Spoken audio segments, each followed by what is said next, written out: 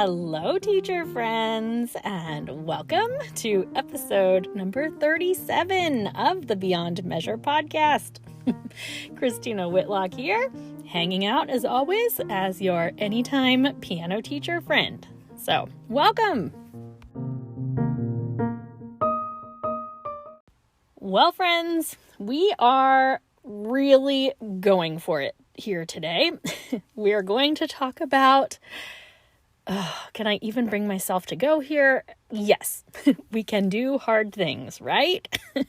We are talking about money. Actually, I don't really even mind talking about money, but putting my thoughts about money out into cyberspace for anyone to critique and complain about, well, that's a slightly different story. But I'm doing this for you, my friends. Seriously, one hazard of our job is the fact that we all need to normalize talking about money just as freely as we talk about making music. But it's hard, I know. Have you ever stopped to think about why talking about money feels challenging? Well, first of all, it's an incredibly personal topic, and we all carry a ton of feelings about money. So what's extra tricky as an independent teacher is the fact that not only do we have all of those usual emotional complications surrounding the idea of money, but we are also tasked with having to put specific dollar amounts on the value of our time and our worth. I mean, think about it. If you have an employer, you might be able to grumble about the fact that you are underpaid, or maybe you can even boast about the fact that you're overpaid, but it can ultimately all be blamed one way or the other on someone else. Sure, you have that difficult task of deciding whether or not you want to work for X amount of dollars, but that's a very different beast than opening yourself up for public critique and commentary on whether or not you are worth what you are charging. And let's face it, human beings often like to complain about things being too expensive, especially things like music lessons. I feel pretty safe in saying that most independent music teachers would consider their love for teaching as being much stronger than their love for running their own businesses.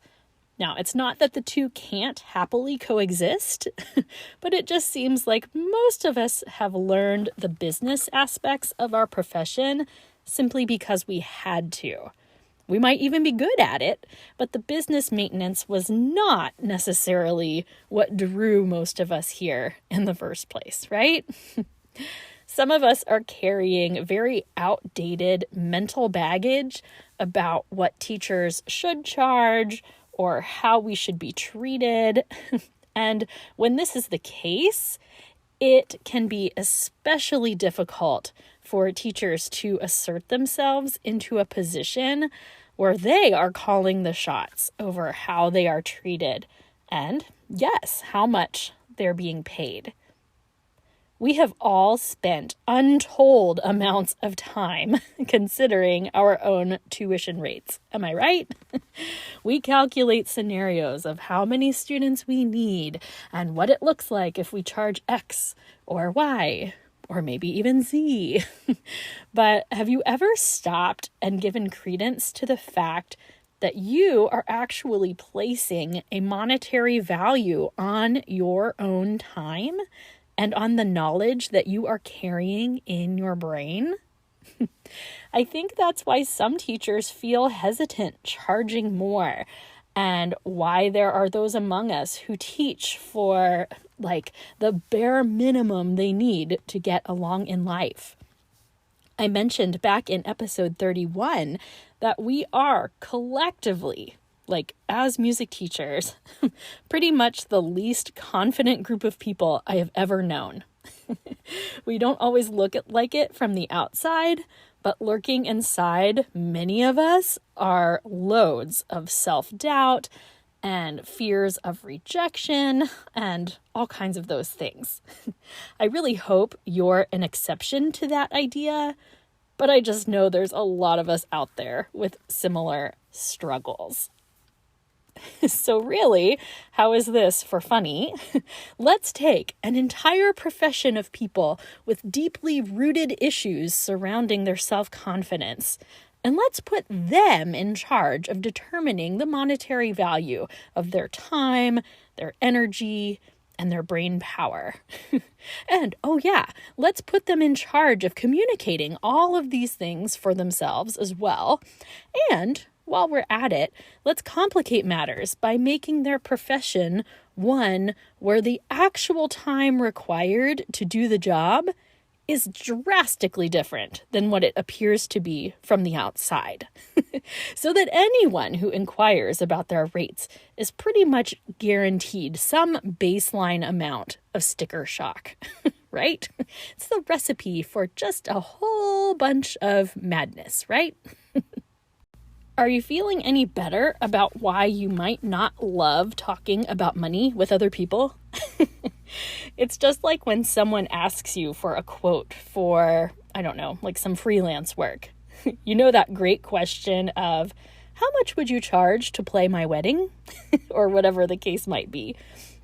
As a collective of people who may already feel pretty maxed out by the task of having to assert themselves as quality educators or performers or whatever the case may be, to also have to put monetary value on our time and experience can really do some of us in. Well, friends, I tell you all that to help you understand why you might feel a little squeamish when people want to know more about your financial expectations. Again, I do hope that you're an exception to all of these things, but I know a lot of you that aren't. I find myself somewhere in between. I'm pretty confident in the benefits that I bring to the table when I agree to work with a student or take on freelance work or whatever it is. And that definitely makes it easier for me to charge what I think I'm worth. But I am also a die-hard people pleaser, and it is very hard to talk about money with people when you know fully well you are going to quote them prices that are inevitably higher than they really want to hear. Which brings me to really the big thing that I want to tell you about money today, my friends. We have to accept that it is essentially human nature to complain about how much things cost. We all do it, whether it's fancy coffee or home repairs, a new-to-you vehicle, the cost of groceries, whatever it is, we are all guilty of like that heavy sigh that comes out of our mouths when we discover how much something we really want is going to cost us. And a pretty big part of being a grown-up is deciding where to spend our money and when to walk away. So in other words, once you decide what your time and expertise is worth, and believe me, you have to do that generously with yourself, or you're just signing up for a one-way ticket to Bittertown. But, once you find numbers that work for you, you have to understand that you are not going to be the teacher for everyone. Your tuition costs will be too high for some families to afford. Regardless of what your price point is, there are families out there who cannot afford you or who will choose not to commit for whatever reason.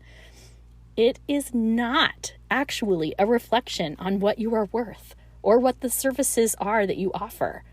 It doesn't mean that you're not worth what you are charging. It has everything to do with the family's financial position and their priorities when it comes to spending their money. I know that some of you have encountered like total bozos who tell you that you are charging too much, but you can't take that personally. It's really hard not to, I know, but that is entirely a reflection on them and not on you. Of course, like any business, you do need to consider economic factors and market demand and all of that other stuff.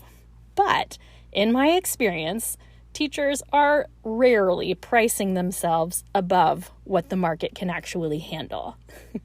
We have to be smart with ourselves, not so that we can charge exorbitantly, but to be able to provide for our families in the way that we desire to do. We all know that we also happen to pay out the wazoo for taxes, and contrary to what is often happening in our circles, we do need to plan for retirement. I know that I've always joked that piano teachers never get to retire, right? But we do seriously need to be putting money away for those golden years. So, yes, there will always be families who decide they aren't going to pay what you are charging, and that's okay. At the same time, those families who are paying you, this is a tough pill to swallow, but it is true and needs to be said. They might be complaining about how much you are charging. To be clear, it shouldn't be in any kind of derogatory manner towards you. But yeah, they might gripe to their spouse or a friend about how much money they're shelling out for music lessons. I think because we care genuinely so deeply about our students and their families, and because we spend more time thinking about our teaching than anyone has a clue about, it's probably hard to accept the fact that some of our beloved studio families might be actually balking at what we're charging. But friends, I tell you again, it's everything to do with how families think about money and nothing to do with you and the offerings that you're putting out there. I hear music teachers complain all the time about how much money families spend on sports and on dance and on vacations, maybe the cars they drive or their coffee habits. You know, things like, I can't believe so-and-so has the nerve to complain about music tuition when they have 3 kids in competitive cheerleading. Do you know how much it costs to have 3 kids in competitive cheerleading? Well, first of all, remember my zero energy list that I've mentioned in the past? The fact that I absolutely refuse to give mental energy to how families choose to spend their money, amongst other things? Well, this is partially why. Second of all, do not think for a single moment that those families don't complain from time to time about how much they're spending on those activities. In the vast majority of cases, they are. They also keep paying for them because they recognize the enhancements they bring to their lives.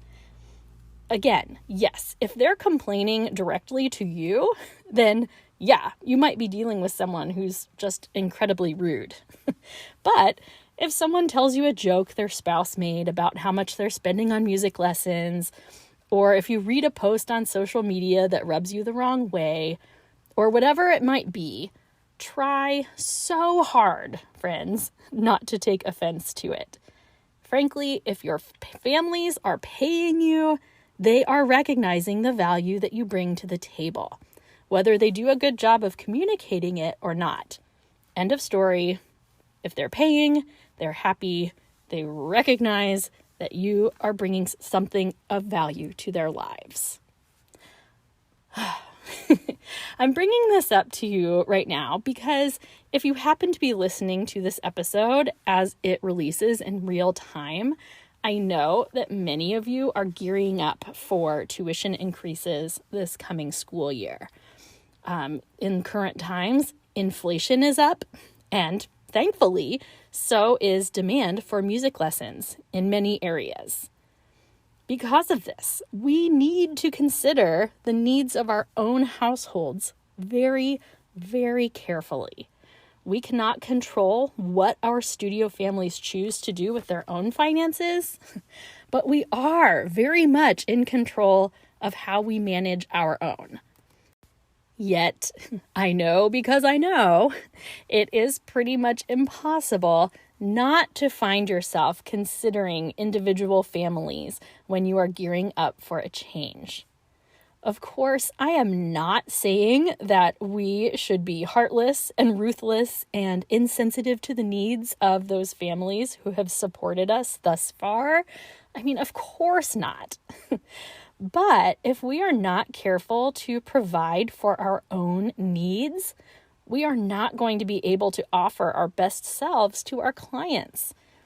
Financial stress leads to an unknown number of dark places.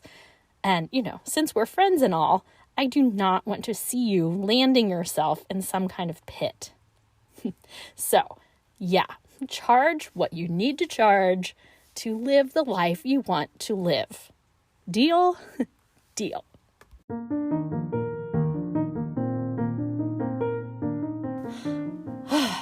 And now, a toast to you. Music teacher, friends of the world. Money can be a tough subject.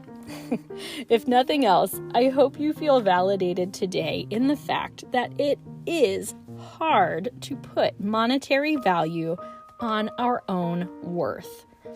I know that there are a lot of business coaches and other voices out there who will tell you that this can be easy, but truly, I think it's always going to be a little difficult. And it's okay that it's difficult because, like I said at the top of the episode, we can do hard things. We're music teachers, for goodness sakes. We know all about challenging tasks. Don't let the discomfort of talking about money rob you of the life you should be living. I don't think any of us are here expecting to live a life of great extravagance on the backs of our studio families. But we should be able to provide heartfelt services to our studio families while still providing for our own families in whatever way we deem necessary. Cheers to you, my inspiring friends. Hear, hear.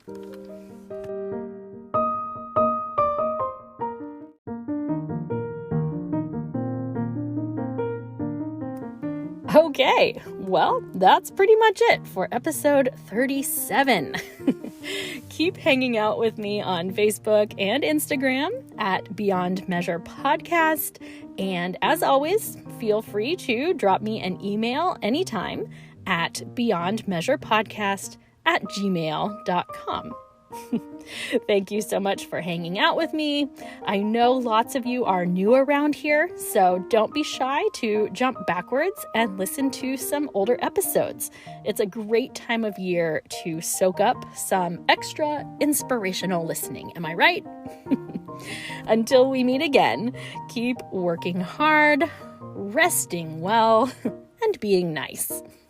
Have a great day, friends.